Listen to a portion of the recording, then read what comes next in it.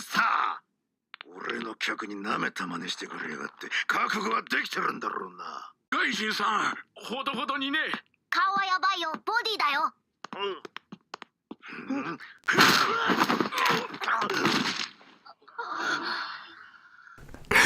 Nah, for reals, Kaijin has no chill, none at all. Oh god.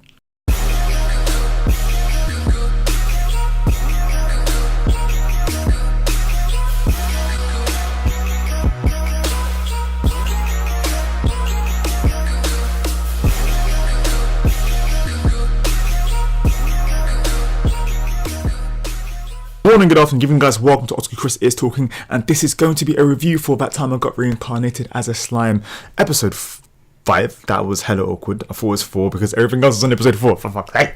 Alright, now, this is one of a weekly review, so if you are a fan of the Slime anime, because I can't be able to say the whole name again, then I do weekly reviews.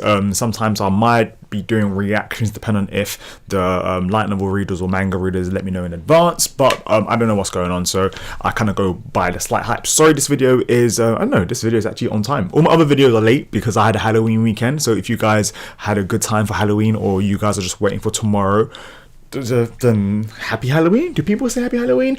Alright, Kaijin the Dwarf. My man is super ride or die, total respect. He's the kind of guy that, you know, you itch his back, he won't itch your back, he'll give you a straight up massage, and I'm loving that. Mad respect. Right to the very end, he didn't just say to Rimuru for the sake of saying to Rimuru, oh, let me work with you, or because he was scared, or because of any silly reason like that.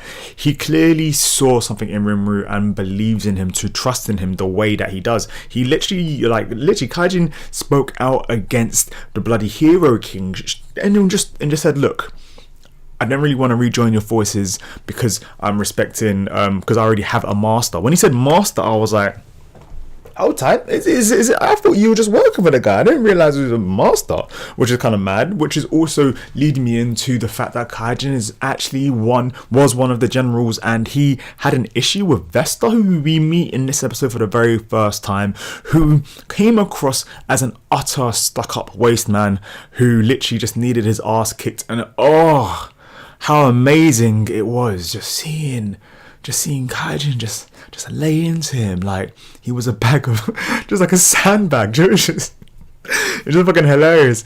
And but this is something that I really like about this series so far, is it knows how to balance the the serious moments with the humor. You know, like you might have a moment where like they'll get arrested and you're like, oh shit, what's going to be happening to Rimuru? Because obviously like we don't know where the story is going. I think I heard it's from a light novel, so it's not, there's a high chance it's probably not going to be going the same direction as a regular manga, as a regular shonen manga.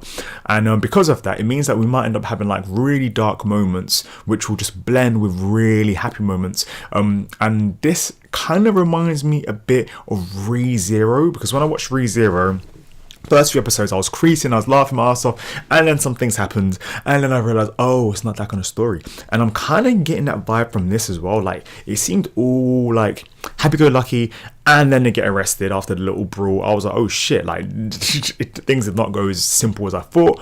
And then they have the whole trial thing, but they kind of add in a sprinkle of the jokes to keep us balanced. I feel like this is for us to just appreciate the series in total, so that it doesn't just become some dark, edgy series, or it doesn't just become some obvious isekai genre. It really is trying its hardest to kind of stand out from the crowd. And I can honestly say, so far from this winter season, is it winter? Full season anime, fucking hell.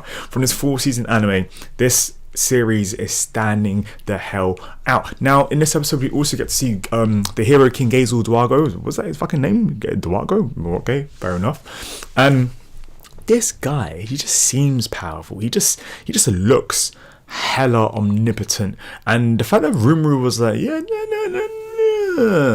something's about this guy. And right to the very end, when everything got all sorted, and then you see his ninja person come out in the background, and he's like, follow him.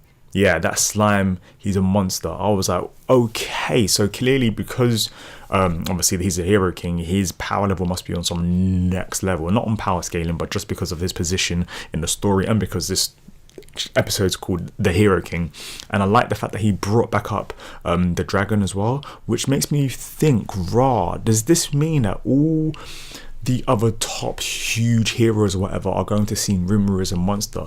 They said it a few times in the past few episodes about monsters and this and that, especially when they just got to the kingdom. Like, I think last episode was the first time we started hearing about monsters. Like, they said it, I don't know, they said it a few times, the whole monster thing, but I literally thought they meant like the dire wolves or the goblins or a dragon or a snake. I didn't realize that when they said monster, it goes to any form of creature that isn't a human. Or is it any form of creature that isn't a human that is dangerous? I don't know, because the way that the Hero King was talking about Rimuru at the end, it seemed like if there's something that we don't know that he knows that maybe we're supposed to figure out as the story goes along. But he clearly doesn't trust Rimuru, and he's clearly aware that he has some form of ability. He doesn't know what it is, but it could be because he's as OP. Now, what I want to know is, leave me your thoughts down below as to what do you think this could possibly be. Obviously, if you do know, don't bloody tell me, otherwise it's like, what's the fucking point? Because you know, innit? But like, for those of you who guys who are watching the anime as I go along as well, yeah, what are your thoughts on this? Oh my god, I forgot the goblin's name, yeah, but the one that was sleeping the whole episode. Like, what the fuck was he doing? Like, since the last episode, literally so much shit had happened, and he was just sleeping the whole time. Oh, and the fan service in this is doing bits as well, but I do like that the fan service isn't taking over the whole thing. But I can see that there's going to be like a couple people out there who don't appreciate the thick and are going to be like, oh, there's too much fan service. But that's about that. So we now have basically, what's it called again? Kaijin. Yeah, we now have Kaijin, the dwarf, and his mandem are basically going to be joining Rimuru's forces, which means that Rimuru now has dwarves, goblins, dire wolves, and so far that's that. For some reason, I felt like if the opening stood out a bit more this time. I'm not sure, but like, I don't know. I didn't ever think it was that. I literally watched the opening several times because I was like, was this always like this? I even tried to compare it to the other openings, and I think it kind of was, but I feel like maybe something is standing out. I don't know. What are your thoughts? Do you feel like the opening seemed different this time, or am I just chatting a lot of shit? And I think next we need the humans, because like in the ending song, there are a whole bunch of humans walking around the Rimuru, and the dire wolves as well. So clearly Rimuru's gonna have the whole mandem gonna back him. And yeah, he's acting like a little Luffy. Everyone he speaks to wants to be his best friend, which is pretty awesome. But you know, gotta get that nakama. What do you guys think of this episode? Hope you guys enjoyed this review. If there's points that I missed out, or there's points that you really want me to talk about but I clearly glossed over because I'm a waste man, then also let me know down below. And if you enjoyed this video, please hit that thumbs up so that we can let the YouTube algorithm know I'm not a waste man, and I wouldn't mind a couple more subs. So please share my videos. Not to you, I'm talking to YouTube. Why am I talking to YouTube like YouTube's a fucking person?